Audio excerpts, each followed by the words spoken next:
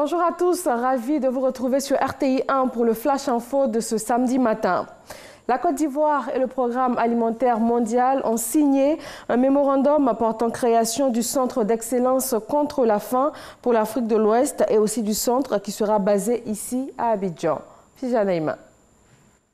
La signature ce vendredi 5 octobre 2018 à la primature par le Premier ministre Amadou Gon Coulibaly et le directeur régional du PAM, Abdou Dieng, du mémorandum d'entente portant création du Centre d'excellence régional contre la faim et la malnutrition en Afrique de l'Ouest et du Centre, est un acte fondateur porteur de très grands espoirs de vaincre enfin la faim et la malnutrition qui gagnent du terrain en Afrique. 222 millions de personnes sont en état de sous-alimentation aujourd'hui sur le continent au sud du Sahara. Quelle solution? La création d'un centre d'excellence contre la faim et la malnutrition facilitera de l'avis des spécialistes le partage de connaissances et d'expériences entre pays pour améliorer la sécurité alimentaire. Selon la représentante du Programme alimentaire mondial en Côte d'Ivoire, Dr Adeyinka Badejo, et le coordonnateur du secrétariat technique permanent du Conseil national pour la nutrition, Dr Ngoran Patricia, qui ont fait une co-présentation du centre qui verra le jour. De bonnes pratiques en matière agricole existent dans de nombreux pays en Afrique. Le centre d'excellence permettra de les véhiculer. Le centre d'excellence sera basé à Abidjan. Concernant son fonctionnement, le coordonnateur résident du système des Nations Unies a donné quelques précisions. Le centre s'appuiera sur les réseaux régionaux existants dans le domaine de la sécurité alimentaire et de la nutrition et mobilisera également les acteurs de la société civile, le secteur privé, les organisations non gouvernementales, la communauté scientifique, les universités et les partenaires au développement.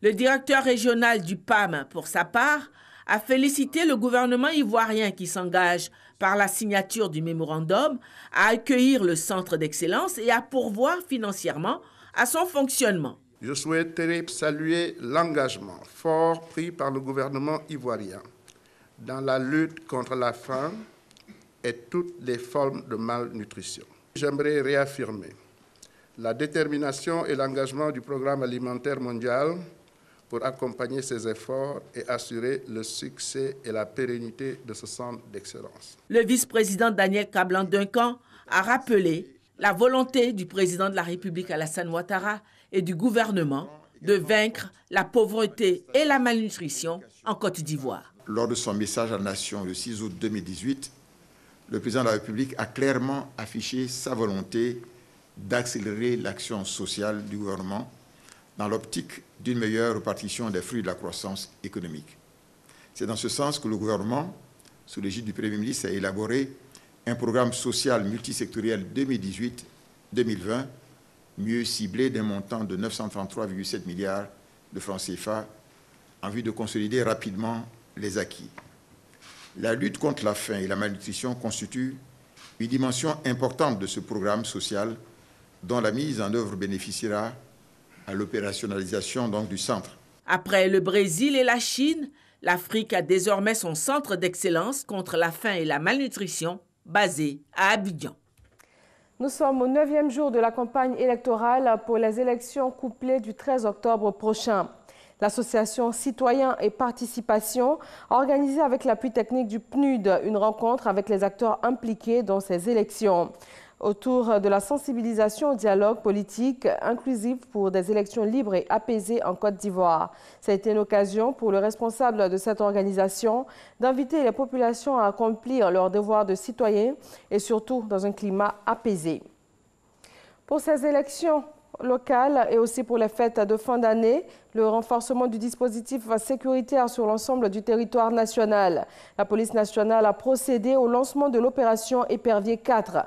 C'est une opération qui vise à lutter contre l'insécurité, l'incivisme, les grandes criminalités et à prévenir les menaces terroristes. Elle s'étend jusqu'aux vacances scolaires 2019. Dans l'actualité internationale, elle a été réduite en esclavage par des terroristes de l'organisation État islamique. La jeune yézidi Nadia Mourad a réussi à s'enfuir. Elle est aujourd'hui prix Nobel de la paix et porte-parole de sa communauté en exil. Cette survivante rappelle que ce n'est pas facile de parler de ce qui lui est arrivé, particulièrement pour une femme au Moyen-Orient de dire qu'on a été esclave sexuelle. Elle se veut la porte-parole de toutes les femmes en Irak et dans le monde entier qui ont été victimes de violences sexuelles. Et voilà, merci de votre attention. Rendez-vous pour le journal de 13h sur RTI 1.